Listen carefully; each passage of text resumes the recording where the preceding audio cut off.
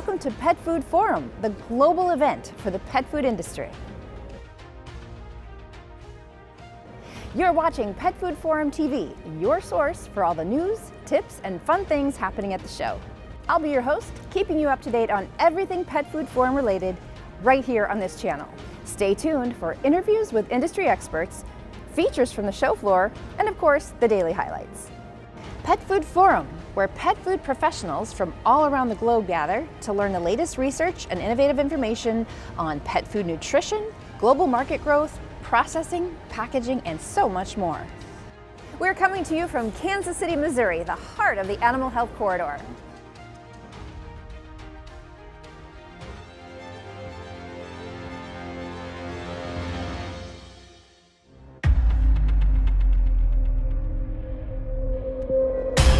Precision.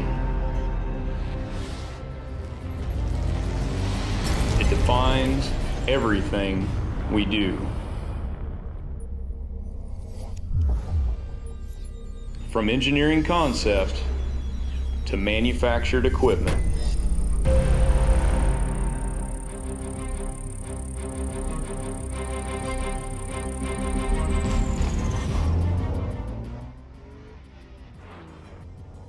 We bring this all together to produce state-of-the-art extrusion platforms.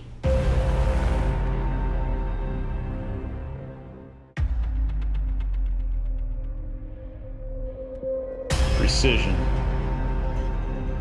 made in the US of A.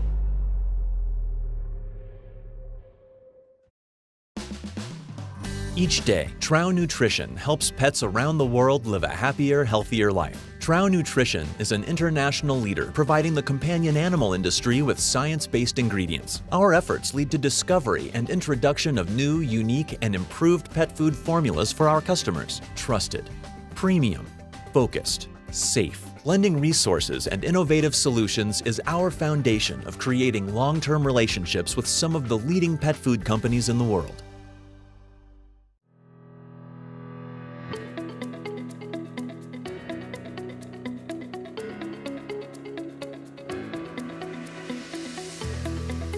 Pet Food Forum provides the ideal opportunity for pet food professionals from around the world to network, exchange ideas, and do business with one another with the industry's leading pet food manufacturers and suppliers.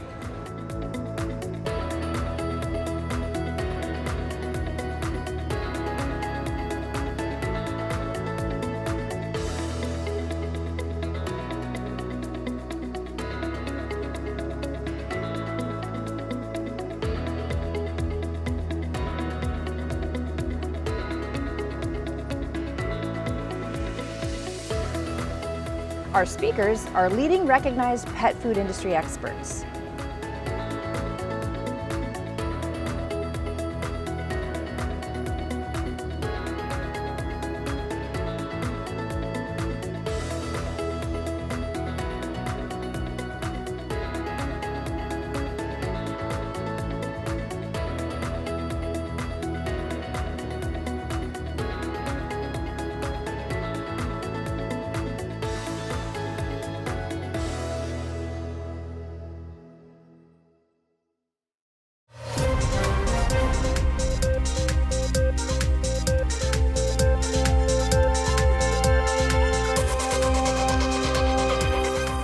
Today's an exciting day, so here are a few of the upcoming events you don't want to miss.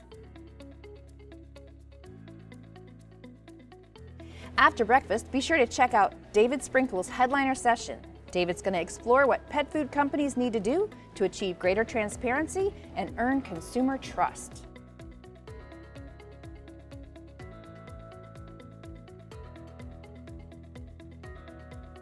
Afternoon panel discussions take place starting at 1 p.m. You don't want to miss Brian Hare's closing keynote. Brian will discuss his recent research on canine cognition and his work determining dogs' individual cognitive styles.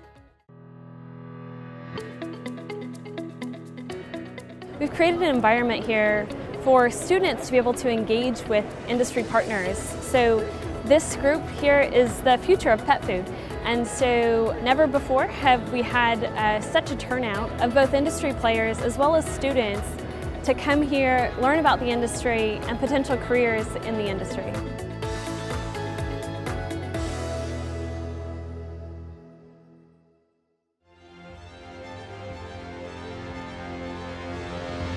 Hello and welcome back to Pet Food Forum TV. I'm your host, Kristen Levine, and I'm sitting here with Lorene Urbina, Vice President of Communications for Tetra Pak. Thank you for joining us, Lorene. Thank you so much for having me. It's great to be here. Excellent. You are presenting about reaching the connected pet food consumer. Why are millennials getting all of the attention right now? So I think, and folks in marketing know, millennials have been the hot topic for probably the last 5 to 10 years even. And what we're looking at is millennials are still very important. They're a huge buying power, a huge cohort, the largest generation to date. They have a lot of spending power, as I mentioned, and they're also the largest generation of pet food owners now. So for pet food specifically, we know it's very important. But today we're going to talk a little bit about looking beyond that and really like the connected consumer may or may not be a millennial. Many millennials are of course connected, but there are other generations, so it spans a lot of different age ranges. Right. And what are the key differences between the behaviors of the millennial consumer versus Xers or boomers? They tend to be more connected. They're much more interested in what they feed themselves, also what they feed their pets. They always do a lot more product research. We find that they're connecting not just with brands, but also with other influencers, their friends and family. They're sharing their reviews at a much higher rate than other generations. Whatever happened to focusing on the Xers? It seems like a few years ago, boomers were getting all the love. Now millennials, what about the Xers? And I think, when we talk about the connected consumer, that's where a lot of those Xers really come in because it is beyond millennials. And there are a lot of Xers, and I think I like to think of myself as one that behave a lot like a millennial, and I am very connected, and I am doing a lot of research, sharing my opinions, sharing, my experiences with products. So I think Xers are still important. I think, all generations are important, of course, depending on your positioning, but millennials are the darling right now, and I think they probably will be for a little while, although we're starting to hear a lot of Gen Z talk, so yes, we'll see. We are. So talk to me a little bit about super leaders. What are super leaders? Yeah, so super leaders, if we think about all of the connected consumers, super leaders are the ones that are the most engaged and spend the most time online. So they're the ones that are really out there engaging with brands. They have very high expectations of brands as well. So if they post a question on social media, they expect to get a response. They expect brands to really treat them as a very important individual rather than just one of many that are out there. So they are really driving a lot of these behaviors that we're seeing, and they're also much more likely to share opinions. And we also find that with most connected consumers, they're trusting their friends and family, people like them, much more than they're trusting any traditional source, advertising, even media. So it's they are very influential, like I said, and they yield a lot of power. So obviously pet food companies should be working with these super leaders, but how do they connect with them? How do they find them? Yeah, so it's really, there's not a list out there. You can't go buy the list of super leaders, but it's really paying attention to your channels, understanding who's reaching out to you. A lot of times, social media managers will see that same name pop up over and over again. Those are your super leaders in most cases. So we want to make sure that we are taking care of those guys. We're really answering their questions, engaging with them whenever we can. And ensuring that they don't feel alienated in any way, and also responding to the good and the bad. Some brands sometimes have a tendency to maybe ignore negative comments, but that's a really great opportunity to win a true fan. So. Right. And is there a difference between a super leader and an influencer, or are they one and the same thing? So influencers, in most cases, are often more established, and you know who the influencers in the industry are. Super leaders, maybe not so much. So they're those people that maybe don't have a blog and they're maybe not getting promoted tremendously, but they're out there leading a lot of these conversations, kind of in the background and through forums and comments, and it is difficult to find them because sometimes they're not using their names. They may be using their alias on a web board or something like that. So it's more, I think, identifying the behaviors that you're seeing and recognizing that as a super leader. I see. Okay. Now let's talk a little bit about customer service and how important it is to use the internet and social media. Absolutely. Customer service. Yeah, and I think anyone who's worked on the brand side knows people, when they're unhappy, they will take to social media in droves and they will complain. And on the flip side, they also say great things. So it's a matter of using those moments of connection as opportunities to build deeper relationships with the consumers. So not just ignoring a complaint or even ignoring a compliment, but trying as hard as we can just to be engaged with those folks and carry that conversation on, encourage them to come back, buy the product again if they had a negative experience. So I guess my final question would be, who should pet food companies be targeting demographically? I think right now what we're seeing is a lot of increase with natural pet food products, people looking for higher quality, and that's really being driven by millennials. So I would say if that's kind of your market, millennials make a whole lot of sense. And they're the ones that are, I mean, the pet parent phenomenon I think is really born in the millennials, and they're paying so much more attention to their pets and treating them like family. Excellent. Okay. Well, thank you, Lorraine. Appreciate you joining us today, and good luck with your presentation. Great. Thank you so much. Okay. And we'll be back with more on Pet Food Forum TV.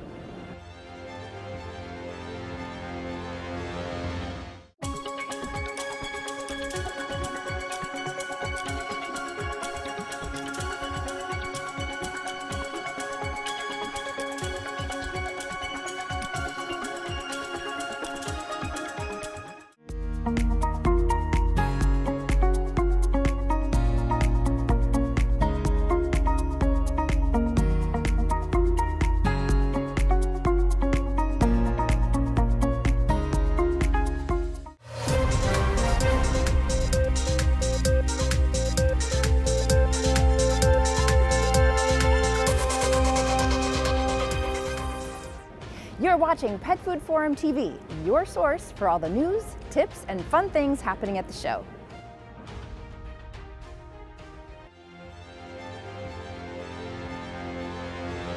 Hello and welcome back to Pet Food Forum TV. I'm joined by Christopher Figge now, Senior Technical Sales and Service Manager at AFB International. And you say you go by Chris, is that Yes. right? Welcome, Chris. Thanks for joining us. Thank you for having me. So why is your study on kibble diameter and its effects so important? I think it's important because most people think, whether urban legend, urban myth, that small dogs prefer small kibble. And based on the data that we had in the research, that's not the case. And I actually have to give credit to my wife's little dog, a little miniature dachshund, who prompted a lot of the research. What's her name? Ella. Ella, okay, thank you, Ella. Yeah, and she, I fed her on accident one time a large breed kibble to a small dog, and she loved it. Really? So that started. And that's the impetus. That was the impetus for the Yes, study. that started the whole scientific experiment. My next question was why study kibble diameter and palatability? Is that why, or surely there's deeper reasoning behind that? So it's a great question, and a lot of the big companies, it's intellectual property for them, so they don't share that type of information. It's good information to share to the industry. AFB, we don't make dog food, we make palatability enhancers for the cat and the dog food, but we have the equipment and the resources to give that data and present that data, so the small pet food guys that maybe don't have a large research and development group, that's data that they can take and use right away. It's not expensive by simply modifying some equipment. It's really an easy switch as a possible way to make that next palatability jump. So what were some of your findings, and were any of the findings surprising to you? Very surprising. So we did find that the small dogs actually preferred the large kibble. Even the little small dogs, and of course the big dogs liked it too. But not only did we find just the kibble size, we also found there's an important other component called starch gelatinization, or cook, that may actually be also an important factor along with the kibble size, the diameter of the kibble. Huh, interesting. So that was surprising to you? Very surprising.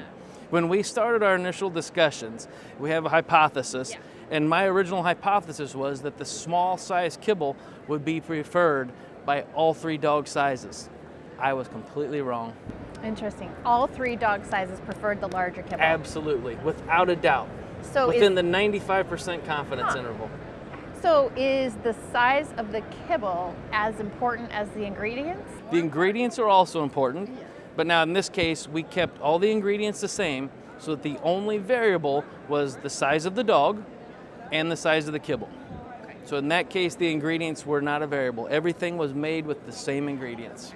And so to what extent is the size of the kibble important for palatability as opposed to what you're using for palatability? Well, so we did see that the size of the kibble is important in palatability. Now, ingredients are also very important in palatability as it relates to the stability of the fats, the oils, the type of palatability enhancer that's used. Palatability is such a huge topic. We're just diving into little bits and pieces at a time. Or big bits and pieces in this case. Or big bits and pieces at a time. Right. So how do you hope the industry receives your findings, and what do you expect will come of this? I hope that the folks that don't have the large research and development groups will take this, run with it themselves, There is a hill to climb with the marketing folks because the pet owners have been conditioned to think, well, small dog, it's got to be small kibble. So there's some work on the marketing side, but from the product development, research and development side, this gives them a foundation, a baseline for them to start and take it to the next level and hopefully improve their dog or cat food. So, and beyond this, what trends have you noticed in pet food that might drive future research and development studies like yours? Clean label ingredients, seeing how the clean label ingredients affect palatability. Non-GMO, not necessarily an impact on palatability, but non-GMO is extremely important. And then some of the other aspects that we're looking at is the behavior, measuring palatability in different ways. In the old days, it was always 2 bowls. Now there's different ways to measure palatability, because at the end of the day, when you buy a bag of food for your cat or dog, you want your cat or dog to enjoy that food. That's what you as the owner want to provide to that animal. And we're looking at other ways to see how can we measure true animal enjoyment so that you feel happy that you're feeding your cat or your dog something that they like and enjoy. Well, thank you so much for sharing the findings of your study with the whole industry and here with us today. Thank you very much for having me. All right, enjoy the rest of the show. Thank you. All right, and we will be back with more right here on Pet Food Forum TV. Today's an exciting day, so here are a few of the upcoming events you don't want to miss. After breakfast, be sure to check out David Sprinkle's headliner session. David's going to explore what pet food companies need to do to achieve greater transparency and earn consumer trust.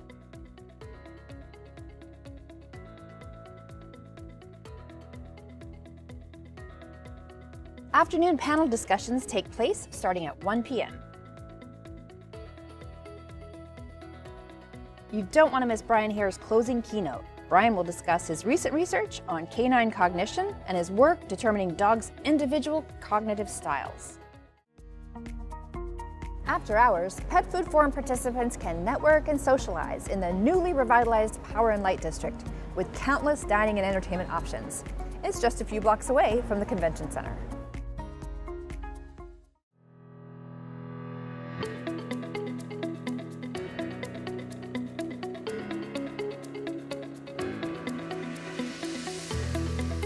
Pet Food Forum provides the ideal opportunity for pet food professionals from around the world to network, exchange ideas, and do business with one another with the industry's leading pet food manufacturers and suppliers.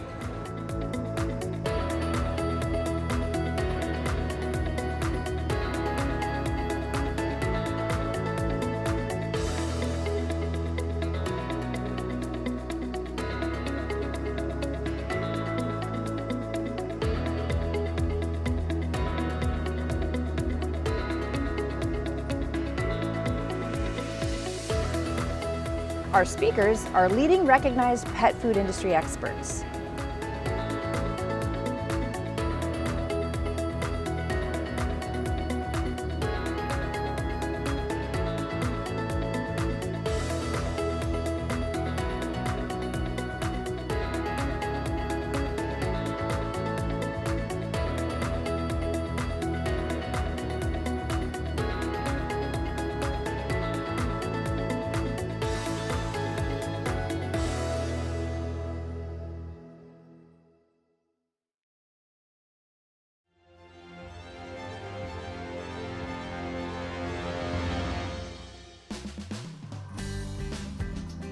Each day, Trow Nutrition helps pets around the world live a happier, healthier life.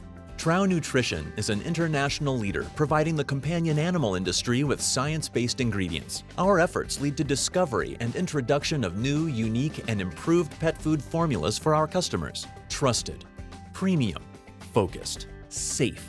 Blending resources and innovative solutions is the right formula to build your pet food business. Trow Nutrition USA is committed to providing superior quality and safe solutions. We pride ourselves on taking the necessary steps to confirm that ingredients and finished blends meet or exceed our customers' standards. Trow's Pet Food Ready quality program safeguards the integrity of our products and ingredient blends. Trow Nutrition has been a leader for decades, blending resources and innovative solutions. Give us the opportunity to create the right formula for you.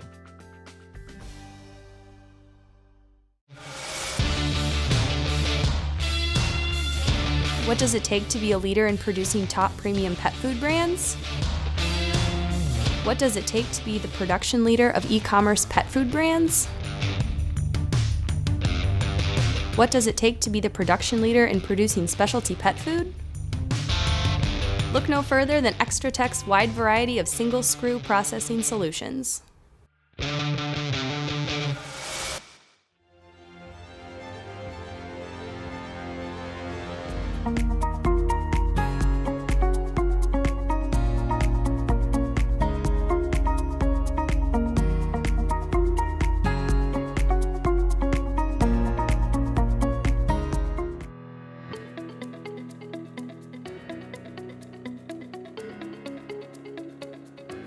The workshops are tailored to try and introduce people to some of the concepts, but more importantly, you're introduced to the people that are behind the product. So it gives you access to them to ask questions that are pertinent to your own product, development goals to your own product performance goals in a very relaxed environment.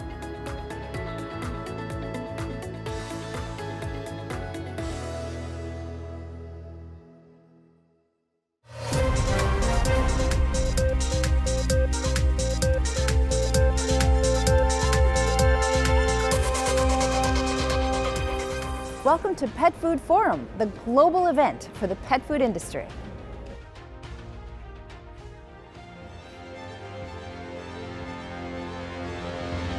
Hello, welcome back to Pet Food Forum TV.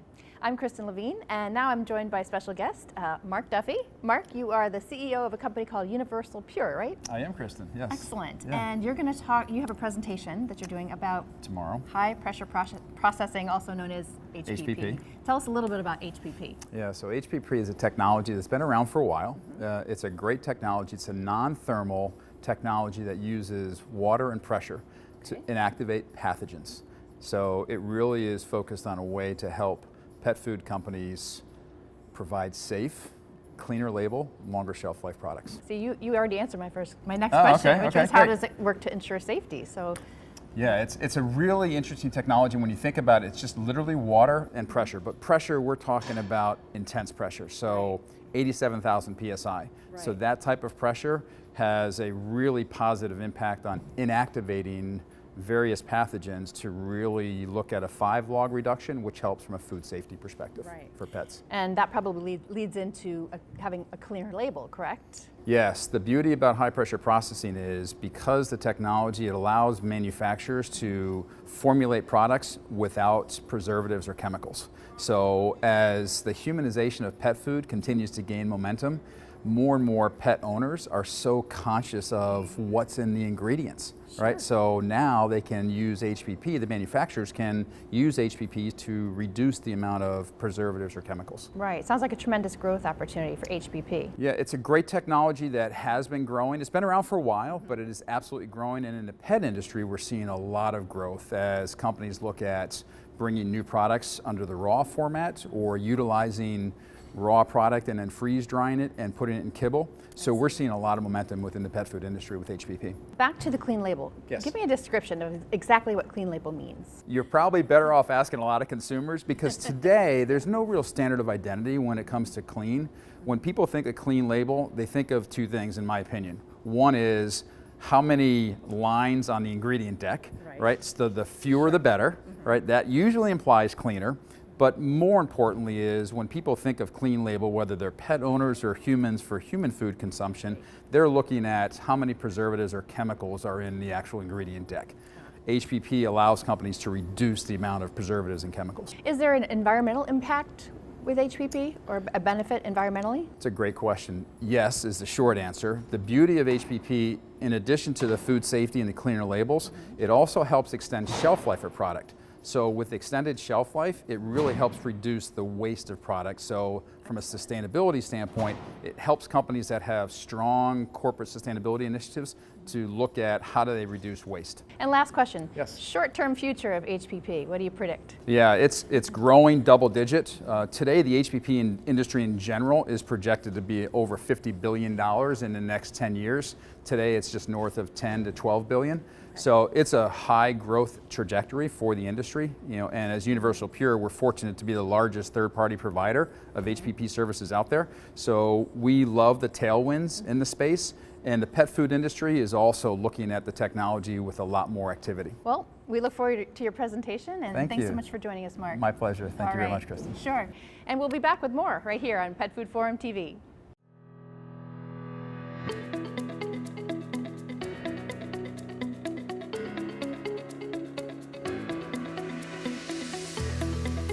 Pet Food Forum provides the ideal opportunity for pet food professionals from around the world to network, exchange ideas, and do business with one another with the industry's leading pet food manufacturers and suppliers.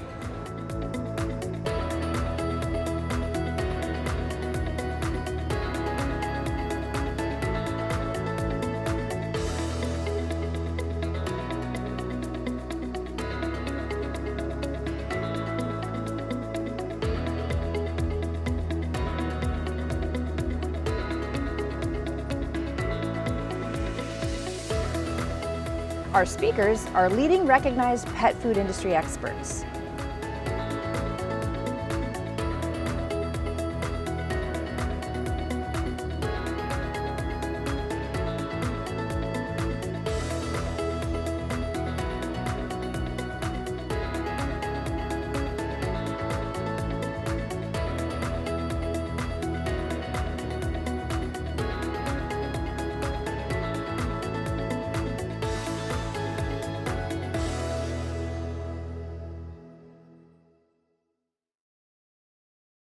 Today's an exciting day, so here are a few of the upcoming events you don't want to miss. After breakfast, be sure to check out David Sprinkle's headliner session. David's going to explore what pet food companies need to do to achieve greater transparency and earn consumer trust.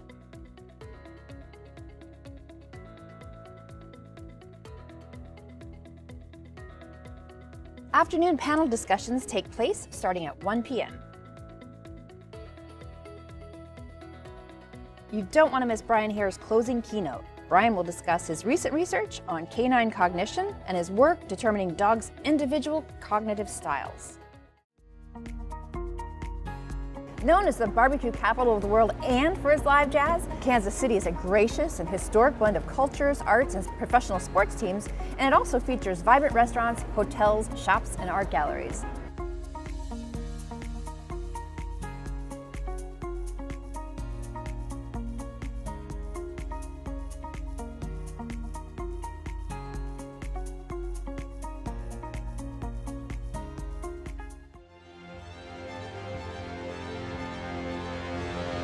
Hello and welcome back to Pet Food Forum TV. I'm your host, Kristen Levine, and I'm joined now by Dr. Gary Davenport. He is the Companion Animal Technical Manager at ADM Animal Nutrition. Thanks, Dr. Davenport, for joining us. Well, thanks for having me. Absolutely. So your presentation was about alternative proteins, specifically Dried yeast. Dried yeast, okay. Yes. And actually, before we get into dried yeast, let me back up. Why is it so important that pet food companies consider alternative proteins? Well, we're continuing to live into this consumer expectation of no corn, no soy, no wheat, no byproduct meals.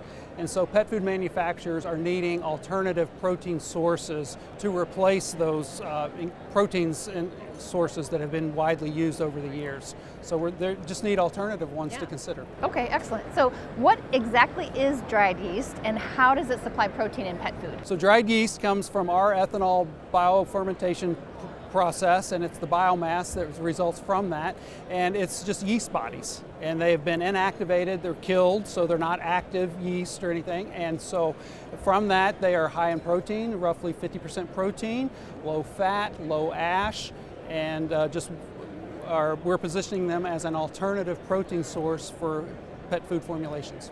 Okay, and what have your findings been when you study dried yeast? So we've done a number of studies, both dog and cat, where we've looked at palatability and digestibility. And what we see in both the dog and the cat, we see palatability benefit, 2-to-1 benefit in cats with food consumption. And in the dog, it was a 2-to-1 benefit with first bite preference, which was surprising because generally you think of using like a brewer's yeast for palatability benefits. But in this case, it's a dried yeast that showed a PAL benefit. And then we also know that the amino acid composition of this dried yeast is comparable to egg.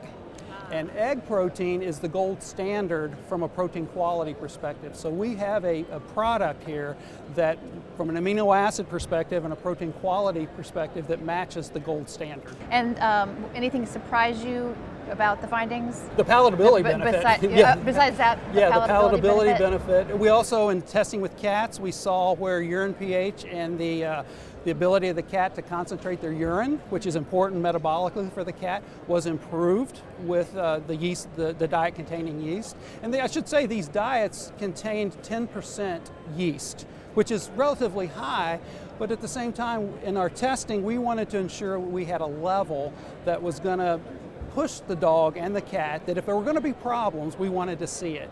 And it was just the opposite effect, that the diets fed well, the cats and dogs both responded well. From a digestibility perspective, they were equal to the control diets. So it all just turned out extremely well from a feeding perspective. So is dried yeast more cost effective as an alternative protein? It is, especially depending on what you're trying to replace. So if you're looking at egg protein, which is a popular, widely used ingredient, it's much more cost effective. As you start looking at other animal-based proteins that can be costly, it will provide a cost benefit as there as well. So it is cost effective. So, and are there any negative impacts on the pet's health switching to dried yeast? Not that we've seen at this point, and and again, we are positioning this as a protein replacement or an alternative protein, so it could be that you're replacing an entire protein source, or maybe you're just complementing some of the proteins in your diet by the use of this yeast product. So, but yes, we have not seen any negative repercussions on animal health. Well, Dr. Davenport, thank you so much for sharing your findings with the industry here and also with us here today on Pet Food Forum TV. All right, thank you, and I appreciate being here. Absolutely. All right, and we'll be back with more on Pet Food Forum TV.